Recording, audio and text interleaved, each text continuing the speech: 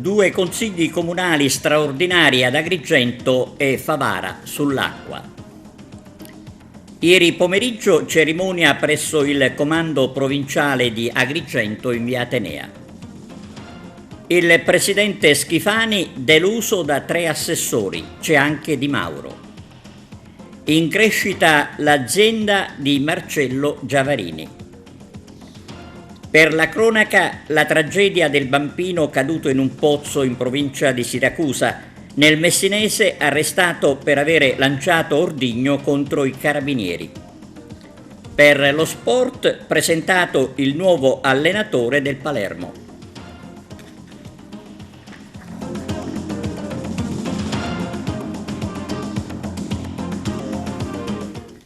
Benvenuti su TVA Notizie. In apertura la grave crisi idrica. Ieri 2 consigli comunali straordinari con i cittadini presenti in massa ad Agrigento e assenti invece al Consiglio di Favara. Davide Sardo e poi Giuseppe Moscato. Sindaco, Consiglio Comunale straordinario con la presenza dei cittadini assetati per la mancanza d'acqua. Quale risposta vuole dare ai cittadini? Ma io sono solidale con la mia città, con i miei concittadini, è vero, sono assetati, c'è una crisi idrica, però devo dire che l'istituzione e anche principalmente il governo regionale, nella figura del Presidente Schifani, si è già attivato per porre rimedi quasi nell'immediato. Anche l'ente gestore AICA è già al lavoro, stanno completando dei pozzi che hanno reperito mesi fa, stanno completando quindi i lavori per immettere, diciamo, questa quantità idrica per scopi potabili nella rete agrigentina. E poi, come voi già ben sapete, anche a breve ripartiranno i lavori per la rete idrica agrigentina, che come sapete perde il 58% del liquido prezioso durante l'erogazione. Sto lavorando tantissimo assieme anche alla protezione civile regionale per il dissalatore di Porto Empedocle, che potrebbe essere una soluzione definitiva per le varie crisi che si potranno susseguire negli anni. Speriamo che tutto vada per meglio. Nell'immediato quali altri interventi, Sindaco? Ma nell'immediato io ho chiesto al Presidente Schifani quello di fare aumentare la portata idrica a Sicilia Acque nelle more che questi lavori vengano completati. Con questo Consiglio straordinario cosa sperate di ottenere? Noi dopo la manifestazione del 1° giugno abbiamo deciso di chiedere questo Consiglio Comunale straordinario per spingere le istituzioni a darsi una mossa, perché ormai il tempo delle chiacchiere è finito e la gente, la popolazione attende delle risposte concrete. Che idea vi siete fatti su questa crisi idrica? L'idea è che ormai si è perso troppo tempo, quindi il tempo che ormai si è perso non si può più recuperare, ma almeno ora bisogna attivare delle procedure di emergenza per superare i problemi idrici che ci sono attualmente ad Agrigento, che sono tragici perché tanta gente ormai è all'esasperazione. La situazione è peggiorata in che modo? È peggiorata perché gli invasi sono più vuoti e non ci sono fonti idriche alternative, la rete idrica è un colabrodo, quindi circa il 58% di acqua che entra nella rete idrica si perde e quindi questo è il risultato, è il disastro attuale. Marco Falzone, con questo Consiglio Comunale straordinario cosa sperate di ottenere? La situazione sta precipitando, l'acqua scarseggia, l'acqua è finita. L'acqua scarseggia, la situazione è già precipitata, ovviamente la mancanza d'acqua porta grandissimi problemi anche nel settore turistico che sta subendo delle ripercussioni notevoli. L'immagine della città è ai minimi termini, quindi la mancanza d'acqua aggrava una situazione che è di per sé già deficitaria. Noi manchiamo di servizi, manchiamo di tutto. La mancanza d'acqua paradossalmente e metaforicamente è la goccia che sta facendo traboccare un vaso strapieno di altre problematiche, quindi è un problema grossissimo che va ad inficiare il lavoro svolto negli ultimi anni da moltissimi privati che hanno investito in questa città e che subiscono disservizi notevoli. Quello dell'acqua è veramente gravissimo, non se ne dovrebbe neanche parlare nel 2025, nel 2024-2025 in prospettiva di Agrigento capitale della cultura è un danno d'immagine enorme. A Favara, oltre l'acqua, manca anche il senso civico dei cittadini, o meglio, in loro non è presente la voglia di essere cittadini attivi, partecipi e fautori delle vicende cittadine e quindi anche del loro destino. Ieri sera l'aula consigliare di Favara era praticamente vuota, nessuno ha partecipato alla seduta di consiglio comunale straordinario e urgente aperto alla città, dove ognuno poteva dire la sua sulla crisi idrica che attanaglia non solo la città chiaramontana ma l'intera Sicilia.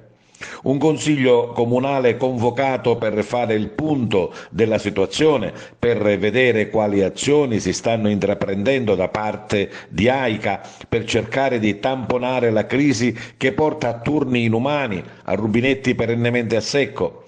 Per sentire come il sindaco Antonio Palumbo e la sua amministrazione si stanno muovendo, ma anche per manifestare la protesta, il disappunto, le preoccupazioni dei cittadini che non possono attingere al bene primario e vitale quale l'acqua. Invece nessuno era presente, o meglio c'erano i consiglieri comunali, c'era il sindaco e la sua amministrazione, c'era anche AICA con il vicepresidente del CDA, avvocato Nuccio Sapia, e la consigliera dottoressa Carmelina Rossello, ma non c'erano i cittadini. Presenti ad onor di cronaca il responsabile dell'associazione Consumer, avvocato Giuseppe Di Miceli. Evidentemente i cittadini non sentono la necessità di protestare o comunque essere parte attiva del loro stesso destino. Il Consiglio Comunale naturalmente si è svolto ugualmente, si è parlato degli invasi vuoti, di fonti alternative, di escavazione di nuovi pozzi, dell'utilizzo per Favara del pozzo del campo sportivo, di autobotti, di nuove reti e di difendere fino allo stremo la gestione pubblica dell'acqua. Ma sentiamo le interviste. È stato un po' triste vedere che la città non ha risposto a questo momento in cui invece poteva effettivamente portare alla conoscenza del sindaco e dei dirigenti AICA le proprie esigenze, quelle che veramente colpiscono in questa crisi idrica. Però noi ugualmente abbiamo voluto affrontare la problematica in un clima di tutta collaborazione. Ringrazio per questo i dirigenti AICA che hanno spiegato in maniera molto dettagliata quello che finora si è fatto, quello che si farà, e devo dire che per Favara sono emerse delle soluzioni che effettivamente daranno, diciamo, un respiro magari tampone, però in questo piccolo in questa diciamo situazione di crisi anche una piccola goccia d'acqua è importante. Oltre uno sfogo mio legato a una serietà da tenere in questo momento, perché la gente è veramente esasperata e non abbiamo sicuramente bisogno di creare ulteriori tensioni, ho spiegato quello che è stato fatto fino ad oggi, quindi i progetti presentati a lungo termine con il raddoppio della nostra condotta, come scollegare il carcere e quant'altro, ma la cosa più importante è l'utilizzo del pozzo comunale, che sta seguendo l'iter burocratico che purtroppo deve seguire perché la burocrazia è un male assoluto, ma che pensiamo, in base alle analisi che già sono arrivate e quelle ulteriori che stiamo approfondendo, di poterlo utilizzare in brevissimo tempo. Che benefici porterà? Questo verrà utilizzato in maniera provvisoria, perché ricordo a tutti che essendo all'interno dell'area di rispetto del cimitero potrà essere utilizzato con una mia ordinanza, assumendomi la responsabilità di quello che faccio, ma in un momento di crisi poi vediamo chi si permetterà per seguire questa mia scelta, in attesa di poter scavare il nuovo pozzo che sarà di fronte all'MD, diciamo così, e che quello, essendo fuori fascia di rispetto, potrà essere utilizzato in piena sicurezza. Quel progetto prevede anche un potalizzatore che ci permetterà di renderla completamente potabile. I benefici: il pozzo fa in maniera normale 20-23 litri secondo, si capisce che se non piove per nessuno, anche le falde ne risentiranno. Anche a poterne utilizzare 15 litri secondo, se possiamo miscelarla tutta con i dati che ci darà l'ASP, potremo dare un respiro immediato alla città. Se considerate che adesso i turni vengono fatti con 40-45 litri secondo e a breve anche di meno, perché già molti invasi sono vuoti, questi 15-20 litri secondo saranno una boccata d'ossigeno per tutta la città. C'è modo di reperire altri litri al secondo con altre soluzioni? Allora, guarda, noi abbiamo già individuato diverse soluzioni, pozzi e quant'altro. Perché ci stiamo concentrando su questo? Perché è un pozzo, questo che abbiamo attualmente, quello che scaveremo, collegato alla rete, cioè che ci permette di poter estrarre e portare direttamente al nostro recipiente comunale. Tutti gli altri pozzi che io ho già indicato e che si possono scavare su terreni comunali sono pozzi che poi per essere utilizzati hanno bisogno obbligatoriamente l'utilizzo delle autobotte e quindi per adesso è meglio non concentrarsi. Si sta invece cercando di recuperare litri secondo, ad esempio andando a strozzare e chiudere alcune situazioni. Il bocchettone all'ingresso del carcere è pronto, gli autobottisti pure, aspettiamo solo l'autorizzazione di Siciliacque Acque per cominciare a rifornire il carcere con le autobotte e scollegarlo dalla rete di Favara. Unita agli interventi fatti da Voltano da me richiesti di mettere delle saracinesche sulla contrada Petrosa, ci permetterà di recuperare, secondo me, almeno 10 litri secondo. Diciamo che c'è una crisi evidente data dal fatto che gli invasi sono vuoti, il Fanaco a breve chiuderà, il Leone è una condizione quasi di esaurimento, quindi il problema dell'emergenza idrica esiste, non si può negare. AICA ha fatto un lavoro certosino in questi mesi per trovare fonti di approvvigionamento alternativi e siamo riusciti a far inserire alcuni progetti nell'ambito della protezione civile e regionale, per cui abbiamo la possibilità in corso di attuazione e realizzazione di alcuni pozzi che saranno utilizzati per fini idropotabili per in circa 173 litri di acqua al secondo, che dovrebbero lenire o comunque contrastare i morsi della crisi dovuto proprio a questa carenza del prezioso liquido. In particolare per Favara che cosa è emerso? Favara abbiamo fatto un elenco aggiuntivo alla protezione civile, ma già abbiamo in corso degli interventi a breve, aspettiamo le autorizzazioni di rito per dare la possibilità di attingere acqua a 2 pozzi vicino al cimitero, di cui i tecnici nostri hanno stimato che ci sia una portata di 20 litri d'acqua al secondo. E in lunga gettata che cosa possiamo dire? Dobbiamo avere sempre l'acqua una volta alla settimana? Questo sistema di approvvigionamento alternativo potrebbe comunque rimanere anche nei periodi successivi, per cui si prospetta la possibilità che Favara abbia rispetto al passato una condizione migliore di distribuzione idrica. C'è una notizia arrivata adesso e purtroppo dobbiamo parlare ancora di morti sul lavoro. A perdere la vita un giovanissimo operaio, Angelo Giardina, di 21 anni, che lavorava in un'azienda edile a Canicattì. Il ragazzo sarebbe rimasto schiacciato da un carrello elevatore. Sulla ennesima tragedia sul lavoro stanno indagando i carabinieri della compagnia di Canicattì. Dopo la cerimonia a Porto Empedocle, la festa della Guardia di Finanza celebrata nel pomeriggio presso il Comando Provinciale di Agrigento in via Atenea. Arturo Cantella. Comandante, che bilancio fare dell'attività della Guardia di Finanza qui nel territorio agrigentino? Il bilancio per la Guardia di Finanza è positivo, forse meno quando sentirete i risultati, perché parlare di milioni di appalti, 4 milioni di appalti che sono stati assegnati senza rispetto delle regole, sicuramente lascia un po' di amaro in bocca, però è sicuramente un segnale importante che il controllo c'è, che chi opera nella legalità può sentirsi tutelato e che chi invece è fuori dal perimetro della legalità viene perseguito. Anche sul fronte dell'evasione fiscale abbiamo risultati importanti, oltre 30 milioni di base imponibile totalmente sottratta al fisco, oltre 130 soggetti denunciati per i reati tributari, quindi anche su questo versante c'è una massima attenzione e questo io dico sempre a tutela dell'economia legale, che è la maggioranza, quindi su questo mi sento di dire che non vi è nessun picco di negatività ad Agrigento rispetto al resto del territorio nazionale che ho avuto la fortuna di frequentare, quindi vi sono aree di patologia che siamo pronti però a individuare e contrastare.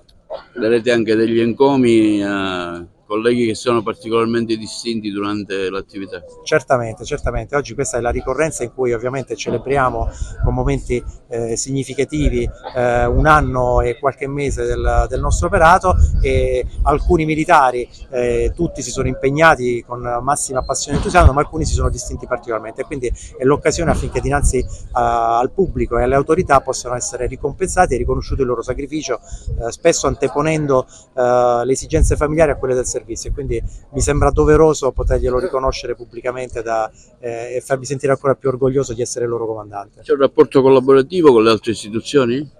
è il posto in cui mi sono trovato da subito in massima sintonia con tutte le istituzioni, non soltanto con le forze di polizia, per cui c'è unità di intenti e si lavora sullo stesso fronte, grazie alla saggia e autorevole guida del nostro prefetto, ma con tutte le procure della Repubblica, con le altre istituzioni, dall'INPS alle agenzie fiscali, assolutamente coesione, e quindi in questo modo l'unione consente di fare passi in avanti molto più celermente. Il rapporto con i cittadini, ecco, vi chiamano, vi chiedono dei consigli, allora, qual è? Noi abbiamo un numero di pubblica utilità 117 che talvolta viene abusato dalle segnalazioni anonime, e quindi se dovessi esprimere un giudizio gradisco di più le segnalazioni nominative, anche perché viene mantenuta comunque la riservatezza del segnalante, perché dietro la segnalazione anonima ci può essere la delazione, però siamo costantemente contattati anche dai cittadini che si presentano nelle nostre caserme, quindi ho la percezione di un rapporto di fiducia, e anche in qualche segnalazione scritta si parte dalla fiducia,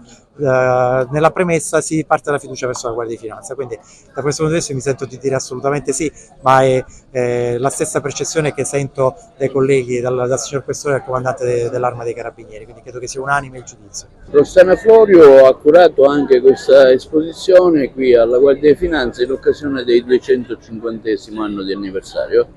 In occasione di questa importante celebrazione l'Archivio di Stato ha voluto dare un contributo di documenti relativi alla storia della Guardia di Finanza nella provincia di Agrigento. Si tratta di un percorso espositivo strutturato su 4 aree tematiche, la prima dedicata alle origini e quindi alle guardie doganali, che traccia il passaggio all'evoluzione del corpo verso appunto l'attuale condizione che riguarda la Guardia di Finanza. La seconda area dedicata alle sedi storiche, quindi alle caserme dislocate lungo le aree strategiche per il controllo della costa e del territorio. La terza area dedicata alle attività storiche, soprattutto al contrasto del contrabbando e anche alla difesa militare. La quarta e ultima area dedicata ai caduti della Guardia di Finanza.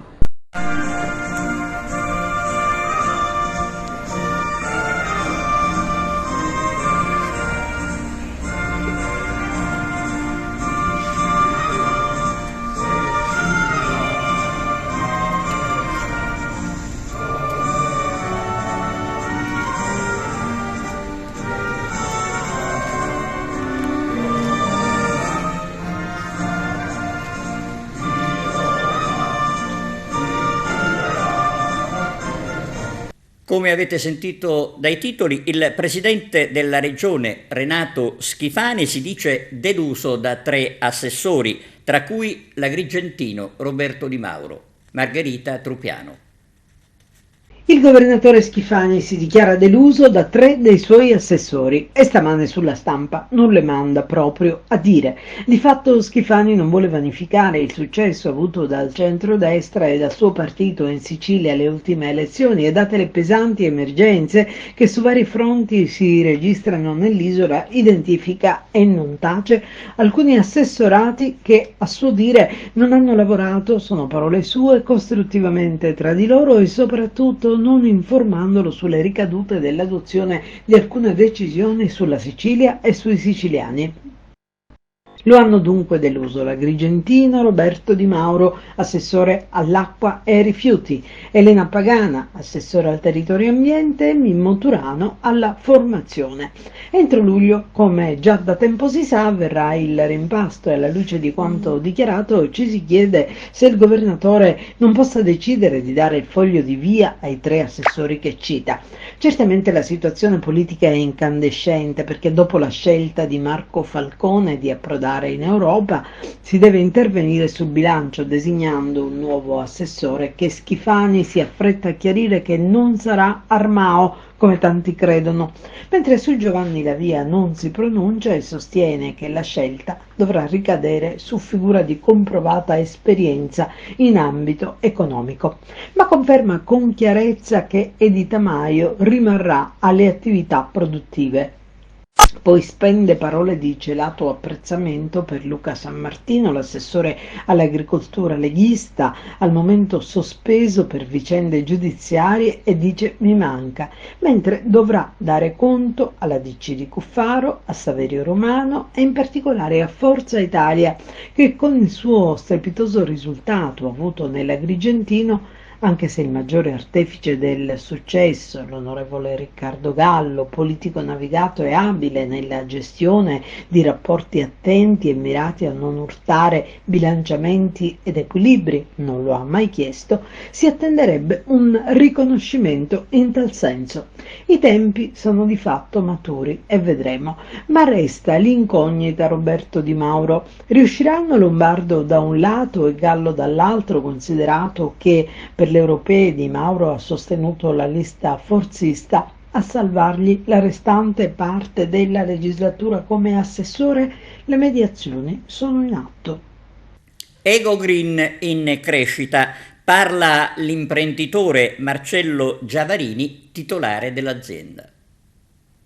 Ego Green non ha limiti, lo dico perché abbiamo la licenza su tutto il territorio italiano e per ambizione di Ego Green, perché è una società giovane, i manager sono tutti giovani, quindi l'ambizione è quello di crescere. Questa è la seconda, come dicevo prima, dopo Siculiana a Porto Empedocle, presto nascerà quella di Canicattì, posso dire, di Canicattì, e seguiranno le altre, che sarà una sorpresa. Siamo già presenti anche nel Lazio e quindi quando prima vi diremo anche le città del Lazio, continua la nostra ascesa dal sud verso il nord.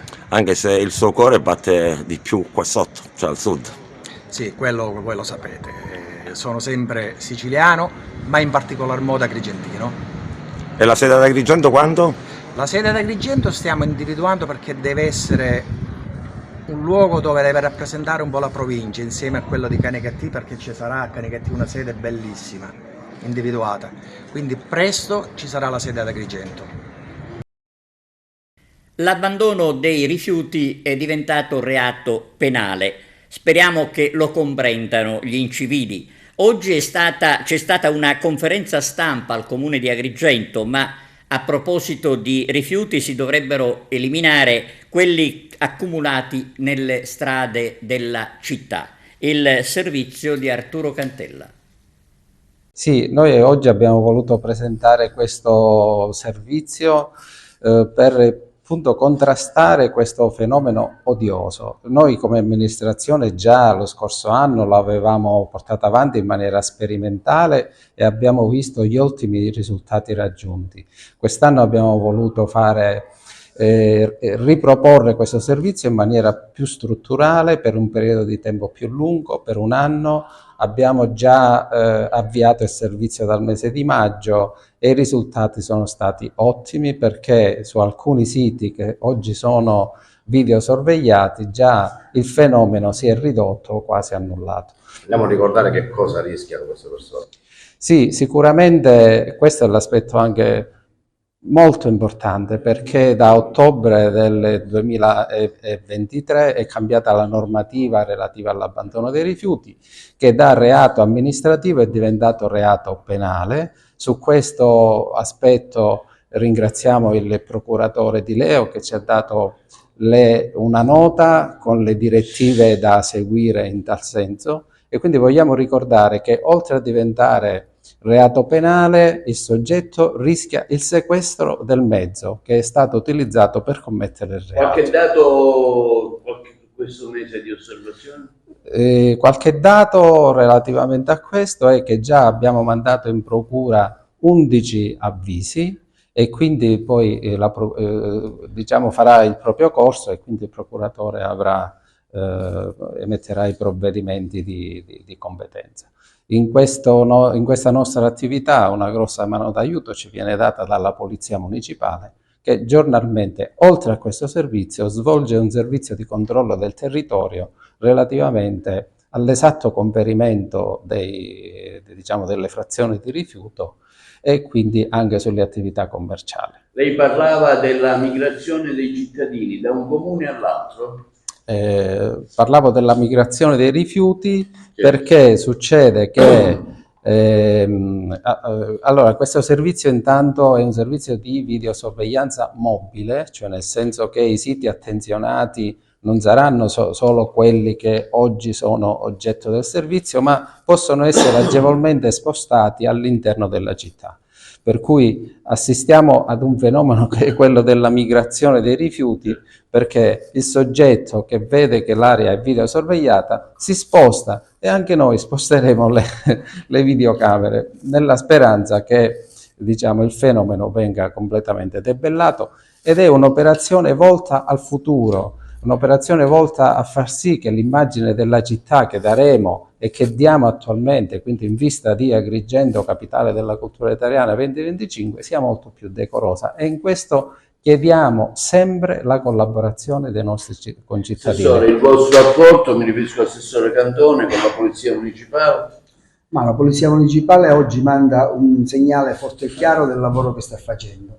La città è sotto controllo, sia chiaro che anche con un esiguo numero di forza umana, diciamo, la città collabora con l'assessorato magistralmente diretto dal vice sindaco per la nettezza urbana, per le fototrappole, ma la città è sotto controllo anche dal punto di vista spazio pubblico, rumori, emissioni sonore, tutto quanto riguarda il quieto vivere della città stessa, la civiltà. Un appello anch'io ai nostri concittadini: non c'è amministrazione che può tenere pulita una città se il cittadino non corrisponde, non c'è amministrazione che può tenere ordine civilmente in una città se non si collabora tutti. Quindi noi non vogliamo fare azioni vessatorie o punitive, invitiamo semplicemente tutti a mettersi in regola, non siamo lì col cronometro, non diamo un tempo con la clessidra per mettersi in regola, ma che si mettano tutti in regola, perché questa città è sotto controllo. Presso l'anfiteatro Luigi Pirandello al Caos, la notte scorsa l'incontro caddi come una lucciola. Massimo Macaluso. Ingegnere Barone, 8ª edizione di Caddi come una lucciola.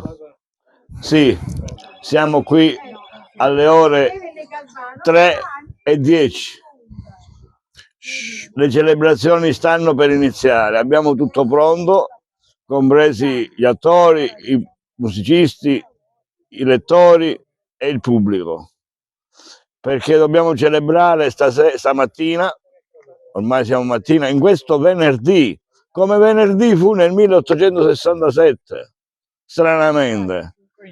Una coincidenza molto strana, che avviene non ogni anno, ma comunque dobbiamo celebrare la nascita di questo nostro genio, che molti ancora ad Agrigento fanno finta di non conoscere, e lo abbiamo verificato questo in 3 occasioni. Primo, nel recente tema che è stato dato agli esami di maturità, in cui i ragazzi di Agrigento si sono cimentati. Era un tema proprio su Pirandello e su una delle opere, chiamiamole meno famose o meno conosciute. L'opera si chiamava Si gira, e poi Pirandello gli cambiò il titolo nel 1925 in Quaderni di Serafino Gubbio Operatore, dove lì c'è la genialità di Pirandello, in quale nel 1925 niente meno mette in evidenza o va a cogliere ciò che poi diventerà la catena di montaggio delle grandi industrie, e quindi lui mette in evidenza l'alienazione dell'uomo che sarebbe avvenuta e che era, diciamo, messa in evidenza dal Si gira di questo Serafino Gubbio Operatore, che girava costantemente con la mano, che cosa? La macchina da presa. Turisti che noi accogliamo ogni giorno, i quali ci dicono che Pirandello è conosciuto al massimo per il 3%, sono tutti pirandellisti, non sono persone superficiali. Si siedono e ci dicono questo: massimo il 3% di quello che è Pirandello viene conosciuto qui ad Agrigento, più che altro valorizzato, e questo è gravissimo. E l'ultima è quella che dice il nostro sindaco, perché ormai il nostro sindaco gira come sindaco di Capitale della Cultura, e nota presso gli altri sindaci che a noi ci invidiano non la Valle dei Templi, ma la figura del premio Nobel Pirandello, perché è conosciutissimo in tutta Italia e in tutta Europa. Dottore Cinque, presidente dell'Associazione Concordia, oggi alle 3:10 nuovamente qui a casa Luigi Pirandello. Per noi è un appuntamento fisso quello di venire il 28 di giugno nel luogo dove Pirandello è nato. Noi siamo cultori appassionati di Pirandello, per cui venire a respirare quest'aria, venire a portare un omaggio a quello che è stato e che è il drammaturgo che ha rappresentato benissimo la nostra città e ha fatto conoscere la nostra realtà in tutto il mondo, che ne ha saputo interpretare i paradossi, le contraddizioni, tutto il resto, è qualcosa che ci riempie di piacere. Venire alle 3 di mattina proprio per venire ad onorare il nostro grande concittadino, per noi è non solo un onore, ma è un piacere a cui non possiamo mancare.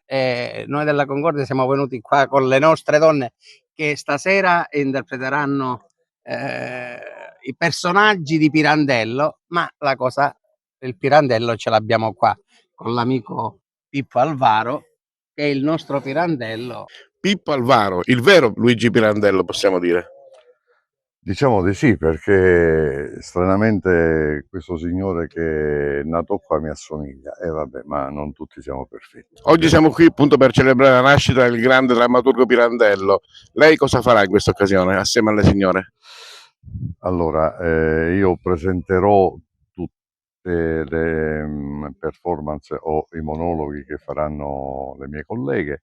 Alla fine poi vi farò una sorpresa che spero che sia gradita da un grande dramma scritto da Pirandello.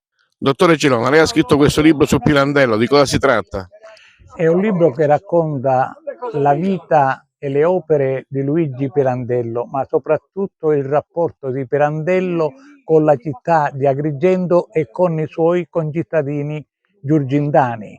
È un libro che passa in rassegna tutti gli avvenimenti più salienti della vita del grande drammaturgo agrigentino. E proprio ogni anno noi alle 3:10 ci troviamo davanti alla casa natale per ricordare la sua nascita. E questa casa ha un passaggio importante della vita di Pirandello: quando è nato, quando si è sposato e quando poi le sue ceneri sono sepolte qui al Caos. Quindi questo trittico è importante per sottolineare che la zona del Caos rappresenta una parte significativa della città. Purtroppo non è abbastanza portata alla promozione turistica e culturale. Agrigento dovrebbe vivere di Pirandello come altre località, parlo di Recanati per Leopardi oppure di Pescara con D'Annunzio o di altri magnifici scrittori. Questo concittadino aveva la forza di avere un amico De Gubernatis, il quale ogni volta che tornava ad Agrigento raccontava tutti i fatti più salienti della città, e lui attraverso i racconti di De Gubernatis faceva le sue novelle. Quindi noi dobbiamo qui dire che veramente Pirandello è giurgindano a tutti gli effetti, anche se opportunamente Pirandello non amava tanto i suoi concittadini. La notte del 28 giugno 1867 alle 3:30. Pausa pubblicitaria, la linea alla regia, torniamo tra poco. Veniamo alla cronaca. Palazzolo Acreide in provincia di Siracusa è un paese sotto shock per la morte del bambino di 10 anni caduto in un pozzo. Era in gita con il fratello. Arturo Cantella. È finita in una tragedia un'escursione organizzata dalla Fondazione Anfas di Palazzolo Acreide, un piccolo centro in provincia di Siracusa. Un bimbo di 10 anni, Vincenzo Lantieri, che partecipava insieme al fratello disabile alla gita, è salito sulla copertura di un pozzo artesiano che avrebbe ceduto al peso facendo precipitare il piccolo in acqua. Un volo di almeno 7 metri, il pozzo, profondo 15, era pieno per la metà e non ha lasciato scampo al bambino, trovato morto dai vigili del fuoco chiamati dagli operatori della Ollus. Sotto shock, ricoverata con qualche contusione all'ospedale di Siracusa, invece era l'educatrice della Fondazione Anfas, Doniamo Sorrisi, che ha provato invano a soccorrere il bambino. Secondo le prime ricostruzioni, ma la dinamica è ancora incerta, accortasi di quanto era accaduto, la donna, una 54enne, ha provato a scendere lungo le pareti del pozzo, che nel primo tratto ha una serie di appoggi in mattoni. Probabilmente l'operatrice, presa dal panico, ha perso l'equilibrio ed è scivolata, ma non sarebbe precipitata in acqua. I vigili del fuoco sono riusciti a recuperarla e l'hanno affidata alle cure del 118. Vani invece i tentativi di aiutare il bambino, che è finito in acqua e probabilmente affogato. Nei prossimi giorni verrà eseguita l'autopsia sul corpo del bambino, che chiarirà le cause della morte. L'incidente è avvenuto nella campagna di Palazzolo Acreide, in contrada Falabia, dove un gruppo di ragazzini partecipava a un campo estivo. Oggi la Onlus aveva organizzato una gita, ieri i bambini avevano partecipato a un laboratorio. Le attività coinvolgono i bambini con disabilità e bimbo normodotati, con l'obiettivo di creare la massima integrazione. Secondo quanto ricostruito al momento, a un certo punto il bambino sarebbe salito sulla copertura del pozzo e avrebbe iniziato a saltare. Il chiavistello avrebbe ceduto e la copertura si sarebbe rotta. Alla scena avrebbe assistito l'operatrice e avrebbe cercato di scendere giù. Siamo subito intervenuti in quanto ci è arrivata la chiamata di soccorso. Una volta arrivata sul posto, la squadra dei carabinieri, i vigili del fuoco, si sono immediatamente calati nel pozzo e sono riusciti a recuperare la donna in vita, che è stata affidata ai sanitari. Purtroppo per il bambino non c'è stato nulla da fare, abbiamo tentato il possibile, ma quando l'abbiamo recuperato era già morto. Questo quanto dichiarato dal comandante dei Vigili del Fuoco di Siracusa, che ha coordinato le operazioni di soccorso. La vittima aveva 2 fratelli, uno di 18 anni e uno di 4. Per il lutto sono state sospese le celebrazioni in onore del patrono del paese, San Paolo, una festa molto sentita e partecipata. Sindaco, per la sua comunità una tragedia immane incredibile. Non ci sono parole, siamo sgomenti di questa tragedia. Vedere un bambino morto in quel modo mentre giocava in un'attività bellissima che stavano svolgendo assieme a ragazzini con disabilità, in questa bella campagna di Palazzolo Acreide, vedere una mamma straziata, un papà, io essendo papà, che papà e mamma capisce che cosa si prova oggi. Arrestato per aver lanciato un ordigno rudimentale contro i carabinieri, il criminale gesto a Santo Stefano di Camastra. Ha lanciato un ordigno rudimentale contro un'auto dei carabinieri proprio nel momento in cui 2 militari stavano salendo a bordo. L'esplosione, per un caso fortuito, non ha raggiunto direttamente i carabinieri, ma alcune gocce di acido cloridrico, una miscela esplosiva ed altamente tossica contenuta nell'ordigno rudimentale, hanno attinto agli abiti di uno dei 2, danneggiando anche l'autovettura di servizio. L'incredibile episodio è avvenuto nella città delle ceramiche. Il giovane, un 22enne del luogo, già noto alle forze di polizia, è stato subito individuato dai militari della compagnia carabinieri di Santo Stefano di Camastra, presenti al momento dei fatti, che, tramite la visione delle immagini registrate dalle telecamere di videosorveglianza e la conoscenza dei soggetti di interesse operativo che gravitavano nel territorio, hanno immediatamente arrestato in flagranza di reato il responsabile del delitto con l'accusa di pubblica intimidazione con uso di armi, fabbricazione e detenzione di materie esplodenti, danneggiamento e violazione in materia di controllo delle armi. Sulla vicenda il procuratore della Repubblica di Patti e il sostituto procuratore d'intesa con la stazione carabinieri di Santo Stefano di Camastra stanno svolgendo approfondite indagini al fine di capire le ragioni dell'insano gesto che avrebbe potuto recare ben più gravi conseguenze. Non si esclude al momento alcune ipotesi investigative, fra le quali la partecipazione ad una challenge, ovvero un trend che imperversa sul web, che spesso mette a repentaglio la vita dei giovani protagonisti e l'incolumità pubblica. L'attività investigativa svolta nell'immediatezza ha consentito di accertare che il 22enne aveva provveduto a riprendere le fasi della sua condotta sin dal momento del lancio dell'ordigno rudimentale alla sua deflagrazione, verosimilmente allo scopo di renderla pubblica attraverso il web ed acquisire acquisire consensi. Secondo la ricostruzione, il 22enne, tornato a Santo Stefano di Camastra dopo un breve periodo trascorso volontariamente in una comunità terapeutica nel comune di Amelia, si è appostato vicino alla locale compagnia carabinieri e, dopo aver confezionato sul posto la miscela esplosiva, miscelando all'interno di una bottiglia di plastica acido cloridrico e della carta stagnola, unitamente ad un innesco, scagliava il composto precedentemente confezionato verso l'auto di servizio, provocando una potente deflagrazione che avveniva a brevissima distanza dai militari che stavano salendo a bordo dell'autovettura di servizio, ma rimanevano fortunatamente illesi.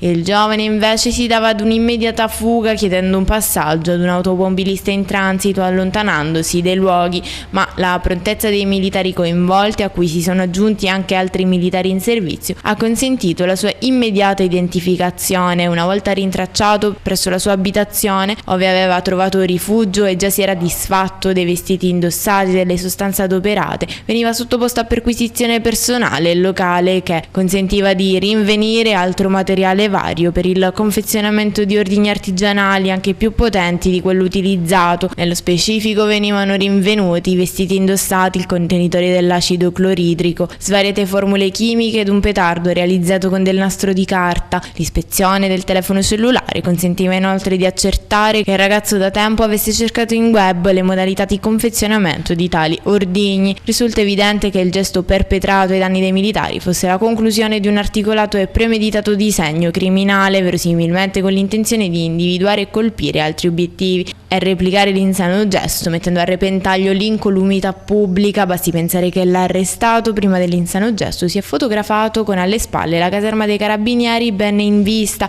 Quanto rinvenuto è stato sequestrato ed inviato al RIS Carabinieri di Messina per le analisi di laboratorio. L'arrestato si trova ristretto nel carcere di Barcellona Pozzo di Gotto, a disposizione dell'autorità giudiziaria. Sicilia in bolle. Ascoltiamo l'intervista di Arturo Cantella alla responsabile della comunicazione AIS Sicilia.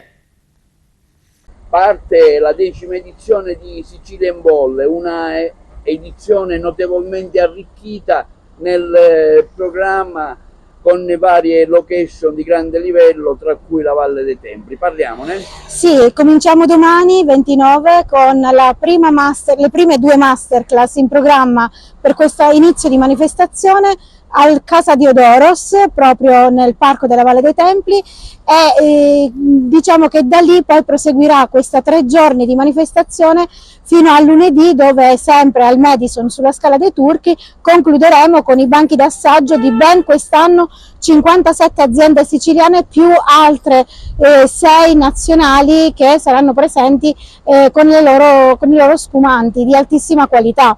In questi 10 anni infatti AIS ha potuto notare come la crescita della spumantistica siciliana sia notevolmente aumentata non solo nella quantità ma anche nella qualità. Quest'anno, in collaborazione con IRVO, che sta facendo uno studio sulle potenzialità delle uve Cataratto in Sicilia nella spumantizzazione, abbiamo quindi in programma sia la masterclass, che è la seconda di domani pomeriggio, sui vini di uve Cataratto delle varie aziende dei vari areali siciliani, sia il convegno che si terrà lunedì pomeriggio sempre al Madison dalle 18 insieme ad IRVO, che ci farà degustare 3 spumanti della loro cantina sperimentale. Questo diciamo un po' il mood di questi 10 anni, ma non sono le uniche novità. Quest'anno la grande novità è il concorso enologico. Il premio Alberto Gino Grillo si forgia attraverso un concorso. Il lunedì mattina i degustatori ufficiali di delegazione AIS Agrigento Caltanissetta, insieme a un gruppo di ristoratori, un gruppo di giornalisti e ad alcuni degustatori e relatori AIS nazionali, si riuniranno in conclave, diciamo così, per poter decidere quali saranno le migliori bollicine in diverse categorie e anche in diversi modi di premiare. Quindi tutto da scoprire. Il pomeriggio, alla fine del convegno, verranno premiate le aziende che saranno risultate le migliori con le loro bollicine. Quest'anno abbiamo un ospite d'eccezione che è Federico 40 e che ci accompagnerà appunto durante il convegno e farà parte anche della giuria tecnica dei giornalisti per quanto riguarda il premio Alberto Gino Grillo. Un'altra grande novità: insieme alle cantine Colomba Bianca abbiamo istituito il premio Memorial Marisa Leo da assegnare al vincitore del Mixology Contest Fuori le Bolle, che si terrà sempre lunedì mattina, aperto al pubblico, sempre al Madison. La cena di gala invece ci attende domenica 30, sempre a Casa Diodoros alla Valle dei Templi.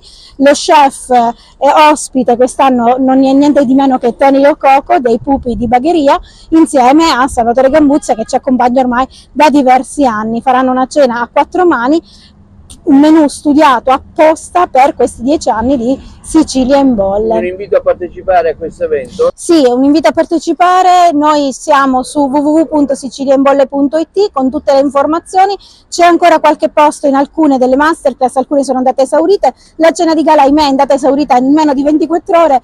Potete trovare però sia i biglietti online che sul posto, quindi potete presentarvi al Madison dalle 19 in poi lunedì sera, pagare ed entrare per poter degustare oltre 57 cantine siciliane più le cantine nazionali, tanto cibo proprio del Madison, che è sempre di alta qualità, e qualche sorpresa musicale che vi attende. Va bene? Paolo Gucciardo, vicepresidente dell'Ordine regionale dei notai, nonché presidente dell'Ordine dei notai di Agrigento. Sabato un convegno proprio sull'ordine alla presenza di tante personalità. Ecco, quali saranno i temi particolarmente trattati? Allora, sarà un convegno molto interessante perché saranno trattati i temi di diritto amministrativo, o meglio, quelle norme del diritto amministrativo che vengono declinate nell'attività notarile. Quindi negli atti notarili, quando una delle parti è una pubblica amministrazione o un ente pubblico, si devono osservare delle regole e delle formalità particolari, ma il tema che interessa, credo, le istituzioni, la città di Agrigento in particolare, è il tema delle fondazioni di partecipazione, che è il tema di punta di questo convegno. Sappiamo che le fondazioni di partecipazione sono uno strumento privato che viene però sempre più utilizzato in tutto il territorio nazionale dagli enti pubblici per realizzare delle esigenze di utilità collettiva e generale. Tuttavia si tratta di uno strumento privato che presenta delle grandissime opportunità, però è anche foriero di grandi rischi. È quello che noi vogliamo dire in questo convegno. Vogliamo dare delle proposte, dei suggerimenti, sicuramente non delle soluzioni a tutti i problemi, perché la vera soluzione è quella del case by case, cioè ogni fondazione ha una sua struttura particolare e quindi le norme che si devono applicare dipendono da questa struttura. Una location particolare, quella del Pirandello, con un programma anche abbastanza ricco? Sì, intanto una location molto prestigiosa, quella del Teatro Pirandello, e mi corre l'obbligo di ringraziare il presidente della fondazione, l'avvocato Alessandro Patti. E in questa cornice meravigliosa noi tratteremo appunto diversi temi di diritto amministrativo, come dicevo le fondazioni di partecipazione, ma anche le società partecipate, anche l'antiriciclaggio, cioè il titolare effettivo delle pubbliche amministrazioni. Quindi tratteremo il tema dell'intervento degli enti pubblici negli atti notarili in tutte le sue forme, e devo dire, relativamente alle fondazioni di partecipazione, saranno anche sviscerati alcuni problemi se si tratta di enti a cui si applicano le norme sui contratti pubblici, se c'è una responsabilità amministrativo-contabile degli amministratori dei dipendenti, se sono considerate pubbliche amministrazioni, ovvero enti di diritto privato sottratti quindi alle formalità a cui invece devono attenersi le pubbliche amministrazioni. Ci aspettiamo una grande partecipazione per i colleghi che provengono da tutta Italia, ma in particolare chiaramente dalla regione di Sicilia. Proponiamo anche dei percorsi enogastronomici. Il nostro intento è quello di valorizzare come sempre il territorio di Agrigento e la sua valle. Ex Blutech è stato definito il passaggio dello stabilimento di Termini Imerese. Vediamo. Ufficializzato il passaggio dello stabilimento ex Blutech di Termini Imerese al gruppo Pelligra, c'è stato un confronto con le istituzioni locali e parti sociali a garanzia appunto del rilancio produttivo. Di cosa si è discusso? Sì, ieri abbiamo avuto il primo incontro e l'avvio della cessione dello stabilimento e la recuperazione dei dipendenti dell'ex Blutech che in seguito diventeranno dipendenti della Pelligra Holding. Abbiamo affrontato il tema della rioccupazione perché nel bando, nella partecipazione al bando, Pelligra aveva indicato come interesse di sviluppo la rioccupazione di 350 dipendenti. È chiaro che poi i dipendenti ad oggi non sono 350 ma sono circa 540 e pertanto c'era la questione dei 190 dipendenti che si sommavano ai 350. Su questo, su proposta della Regione e anche nostra, come dire, Pelligra ha dato la propria disponibilità ad assorbirli tutti e tenendo conto, come dire, che ci devono essere due percorsi, un percorso per quelli famosi 190 che sono più vicini alla pensione utilizzando le risorse destinate dal governo regionale nel 2022, i famosi 30 milioni per poterli accompagnare alla pensione, e invece i 350 che fanno parte del gruppo di rilancio della holding Pelligra, dove loro hanno annunciato che ristruttureranno lo stabilimento e poi avranno anche delle attività nella logistica e anche nel settore industriale. Pertanto, come dire, è stato un primo incontro, è stato avviato, ci aggiorneremo il giorno 18 di luglio, domani terremo un'assemblea davanti ai cancelli con i lavoratori della Blutech e informeremo, dettaglieremo, come dire, quello che è stato l'indicazione del primo incontro, che effettivamente si avvia un percorso, diciamo, tra virgolette, favorevole, visto che il 4 novembre scade l'amministrazione straordinaria e l'ammortizzatore sociale. Quindi quando inizierà ufficialmente la ristrutturazione dell'ex Blutech? Risolto il problema dell'utilizzo dei 30 milioni per tutelare i 190, noi siamo pronti per fare l'accordo perché l'azienda ci ha detto in maniera chiara, come dire, che si fa il 47, saranno trasferiti col contratto a tempo indeterminato e manterranno tutti i livelli occupazionali e economici che i lavoratori avevano già avuto e che hanno ancora oggi. Pertanto, come dire, la formalità del passaggio è legata soltanto alla definizione della tutela dei 190 che ci auguriamo possa arrivare nei prossimi giorni. Siamo allo sport. Il Palermo ha presentato il nuovo tecnico Alessio Dionisi per puntare alla Serie A, almeno si spera. Pragmatico, deciso, dalle idee chiare e tanta voglia di iniziare la nuova avventura. Si presenta così il nuovo tecnico del Palermo, Alessio Dionisi, nel primo incontro con la stampa dopo il matrimonio con il club di Viale del Fante. In riferimento alla discesa di categoria dalla Serie A, l'ex allenatore del Sassuolo ha sottolineato di avere fatto un passo indietro, ma con l'obiettivo di farne a breve termine 3 in avanti sulla panchina rosanero.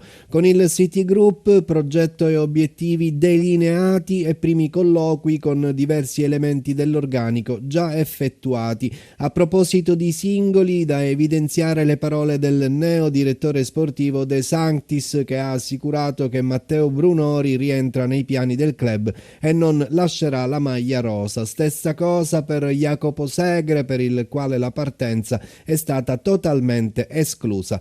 Anche Gardini, presente in conferenza: sul mercato non ci sarà dunque una vera rivoluzione, ma si ripartirà dalla base dell'ultima stagione e si inseriranno alcuni rinforzi mirati e di valore.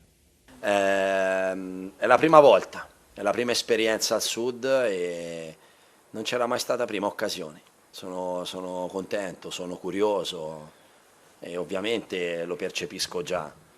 Prima l'ho citato io Giulio, l'ha citato ovviamente Morgan perché lavora il direttore, perché lavorano insieme da anni, anche attraverso Giulio, attraverso la proprietà, attraverso anche i giocatori, cerco di cogliere perché l'ho già percepito, però chi l'ha già vissuto mi può trasmettere, poi non c'è cosa migliore che viverlo. Ora non ti dico che non vedo l'ora di viverlo nella difficoltà per mettermi alla prova, però intanto ci sarà la difficoltà e mi voglio misurare anche con quello, con questa passione che è motivazione, che è convinzione di poter andare dritti tutti insieme e quindi sono veramente contento di questo. La